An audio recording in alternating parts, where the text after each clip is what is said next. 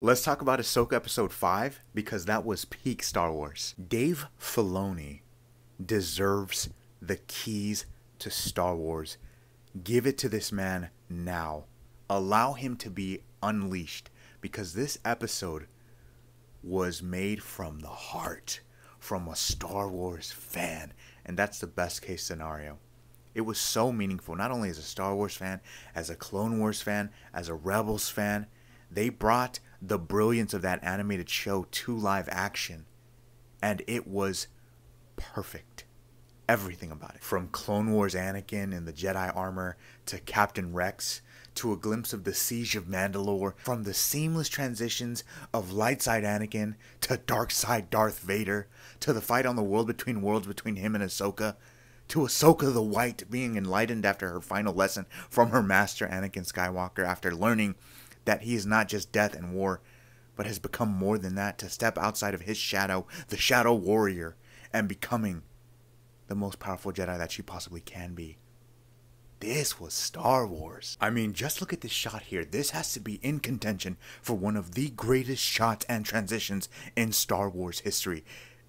If I told you that maybe Roger Deakins shot this, you'd probably believe it. That's how sick it is. Dave Filoni absolutely cooked here. The whole live or die fight was sick. It wasn't really about who could win that fight because we all know that, Anakin stops. He was holding back while being dead, mind you.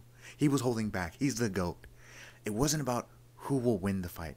It was about teaching Ahsoka to have the conviction to live outside of his legacy, to make her own legacy. He's not just death and war. Her final lesson was about facing her past, fighting the inner turmoil of guilt that she had regarding her master falling to the dark side.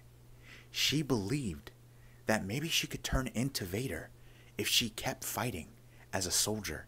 That's why she didn't want to train Grogu. That's why she's kind of holding back on Sabine.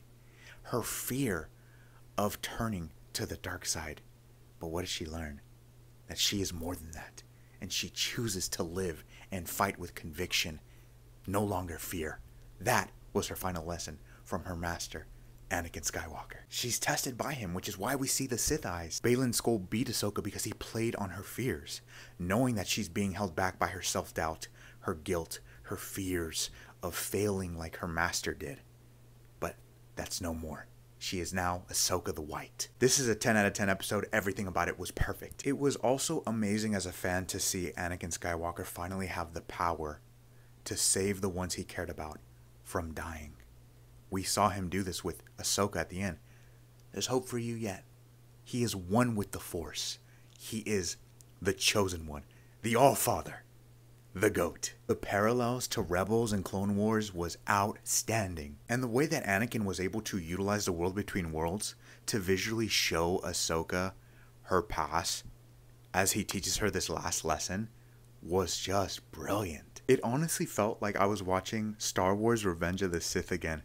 Thank you, Dave Filoni. This episode confirmed one thing, and it's that Hayden Christensen is Star Wars. He is Anakin Skywalker. He did not deserve any of the hate for the prequels. He was perfect.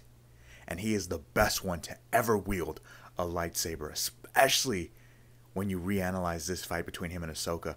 My goodness, he did the thing, baby. He flipped the saber. Even his presence commanded the screen as Anakin and Darth Vader when he tells Ahsoka, "You lack conviction."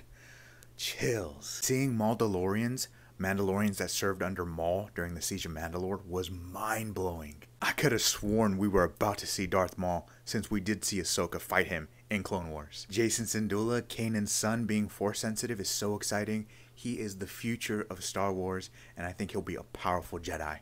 Or Sith. I don't know. It's exciting. And lastly, another reason why this episode meant so much to me was the fact that Anakin Skywalker referenced his son while fighting Ahsoka. She says, "I won't fight you." And he goes, "I've heard that before." Which is a reference to Return of the Jedi when Luke says, "I will not fight you, Father." This is just beautiful. I love this. Peak episode, 10 out of 10. What did you all think?